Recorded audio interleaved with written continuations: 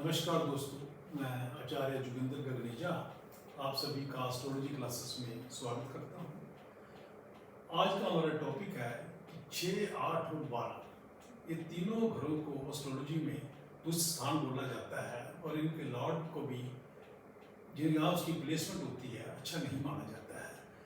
और हम तीनों को अलग अलग क्लासेस में देखेंगे। आज हम 6th हाउस के बारे में कुछ स्टडी करेंगे कि अगर 6th हाउस का जो लॉर्ड है वो अलग अलग घरों में जाता है तो उसका क्या प्रभाव पड़ता है। उसके लिए पहले हमें ये जानना जरूरी है कि 6th हाउस हमारा किस चीज़ का घर है। तो 6th हाउस हमारा जो है वो घर है डेथ का, वो घर है डिसीज का, वो घर है एनिमीज का। तो इन तीनों को अगर हमें कुछ स्टडी करना होता है तो उसके लिए हम 6th हाउस को देखते हैं। इसके अलावा ये तो तीन उसके मेन जो करेक्टरिस्टिक्स हैं, लेकिन इसके अलावा हम कह सकते हैं कि उससे हम कंपटीशन भी देखते हैं, उससे हम मैटरनल अंकल के बारे में भी स्टडी करते हैं। तो इस तरह और भी उसमें कई कुछ है, लेकिन जो मेन उसके जिनके नामों से ये जाना जाता है वो मेन डेथ डिसीज और एनिमी के बारे में जाना जाता है। और अब देखते हैं कि इसका लॉर्ड जो है वो अलग अलग घरों में जाके अपना क्या प्रभाव छोड़ता है और जातक की कुंडली में उसका क्या असर पड़ता है।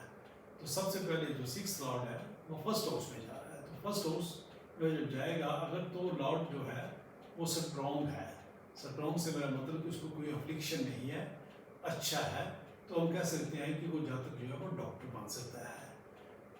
उसके अलावा वो कोई नामी कुआमी वकील बन सकता है या कोई कंपटीशन पास करके हाई रैंकिंग ऑफिसर बन सकता है। आप किसी भी सीनियर ऑफिसर जो हाई रैंकिंग ऑफिसर है जो कोई टेस्ट पास करके कंपटीशन पास करके जॉब पे आते हैं उनकी कुंडली देखोगे तो 6th हाउस का वहाँ पे बहुत महत्व होगा। लेकिन अगर 6th लॉर्ड जो है वो अफ्लिक्शन में है, वो वीक है, तो हम कह सकते हैं कि उस जातक को उस स्वास्थ्य संबंधी कोई ना कोई समस्या होगी। अब फर्स्ट 6th लॉर्ड है वो सेकंड घर में जा रहा है, तो सेकंड घर हमारे परिवार का है, फैमिली का है। तो हम ये कह सकते हैं कि उस फैमिली में थोड़े लड़ाई झगड़े होंगे। लड़ाई झगड़े किस बात पे होंगे? लड़ाई झगड़े फाइनेंस के रिलेटेड होंगे, पैसे के कारण घर में लड़ाई होगी। फैमिली आपको पहचानने से भी इनकार कर सकती है। खाने पीने की समस्या हो सकती है, प्रॉपर खाना टाइम भी आपको ना मिले, खाना अच्छा ना मिले आपको, और आई साइड भी आपकी वीक हो सकती है क्योंकि वो आंखें भी उस घर से देखते हैं, आई साइड वहीं से देखते हैं, तो वहाँ पे दिक्कत हो सकती है। अब जो 6th लॉर्ड है वो 3rd हाउस में जा रहा है। 3rd हाउस मेरे करेज का है, 3rd हाउस जो है वो सिबलिंग का है, 3rd हाउस न्यूबलर का भी है। तो 6th लॉर्ड वहाँ पे जाएगा तो न्यूबलर के साथ लड़ाई झगड़े हो सकते हैं, मेरे सिबलिंग के साथ, छोटे बहन भाइयों के साथ अच्छे संबंध नहीं होंगे। अब जो 6th लॉर्ड है वो 4th हाउस में जा रहा है। तो 4th हाउस में जाएगा तो एक तो हम कह सकते हैं अगर लॉर्ड अच्छा है तो उस आदमी की जो जॉब होगी, तो 6th लॉर्ड को हम जॉब भी मानते हैं, तो वो उसके घर के नज़दीक की, घर में चला गया तो घर के नज़दीक उसकी जॉब होगी, कहीं ना कहीं वर्क फ्रॉम होम भी हो सकता है उसका। लेकिन अगर वो अफ्लिक्शन में हुआ तो 6th लॉर्ड जो है वो मदर का भी है, तो माँ के साथ अच्छे रिलेशन नहीं होंगे, मामे के घर में लड़ाई रह सकती है। या हम ये भी कह सकते हैं कि उसका कोई कोर्ट केस चल रहा हो, प्रॉपर्टी के कारण कोर्ट केस हो सकता है, कोई उसका व्हीकल एक्सीडेंट भी हो सकता है। तो इस तरह के हम फल कह सकते हैं। अब 6th लॉर्ड जो है 5वें घर में जा रहा है, तो 5वें घर में जाएगा तो उसका जो मामे की तरफ है झुकाव थोड़ा ज़्यादा हो सकता है। और उसके अलावा तो अगर वो फ्रिक्शन में हुआ, 6th लॉर्ड जो फ्रिक्शन में है, तो हम कह सकते हैं कि उसको स्टमक प्रॉब्लम हो सकती है, उसके जो सर्विस में अगर है तो उसके बॉस के साथ उसके कोई मनोमटाव हो सकते हैं।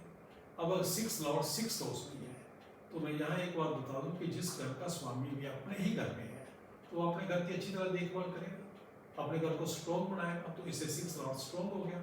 तो हम कह सकते हैं कि वो अपने एनिमीज के ऊपर वो प्रभाव रखेगा, उनको दबा कर रखेगा, उसको कोई बीमारी लगेगी नहीं, अगर छोटी मोटी कोई बीमारी आएगी भी तो जल्दी ठीक हो जाएगी और वो कोई कंपटीशन भी क्लियर कर सकता है।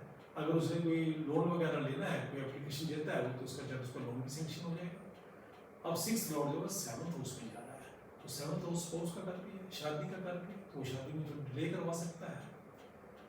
और सेकेंडली हम कह सकते हैं कि अगर 6th लॉर्ड 7 में जा रहा है तो हस्बैंड वाइफ में जो है दोनों में कुछ डिफरेंस ऑफ ओपिनियन भी हो सकते हैं।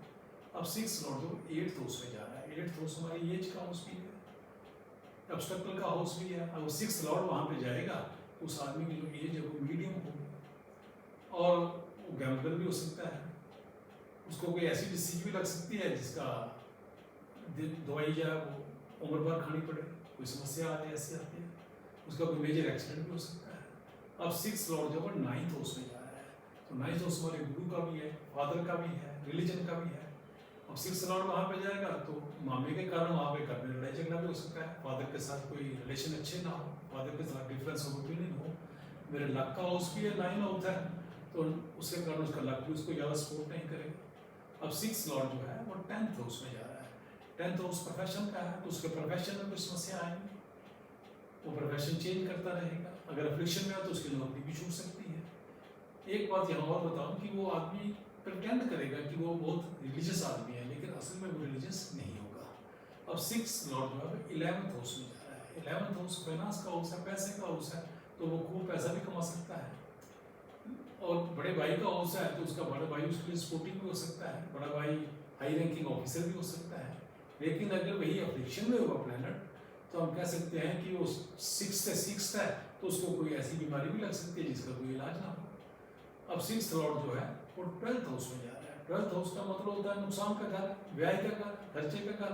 तो हम कह सकते हैं कि वहाँ पे जो भी जाएगा वो उस घर की जो भी प्रैक्टिस्टिक्स हैं, जो उस घर की स्पेसिफिकेशंस हैं, वो सारी की सारी तो खत्म हो जाएंगी, तो वो अच्छी बात है। उसका कोई एनमी नहीं रहेगा, उसके ऊपर कोई डेट नहीं होगा और उसको कोई डिसीज भी नहीं लगेगी, ये तो अच्छी बात है। अगर 6th हाउस लॉर्ड जो है 12th हाउस में जाता है तो उसकी फॉरेन सेटलमेंट हो सकती है, उसको कोई दिक्कत नहीं है, जाओ फॉरेन रहो जाके और कोई समस्या भी नहीं आपको नहीं आएगी जाके। लेकिन अगर साथ में कोई राहु है, कोई ऐसा प्लान साथ में है, तो अननेसेसरी वो एक्सपेंडिचर भी कर सकता है।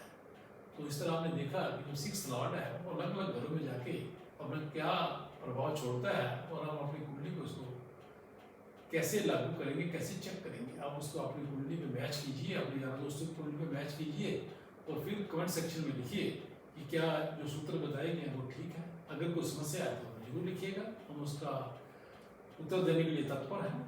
धन्यवाद।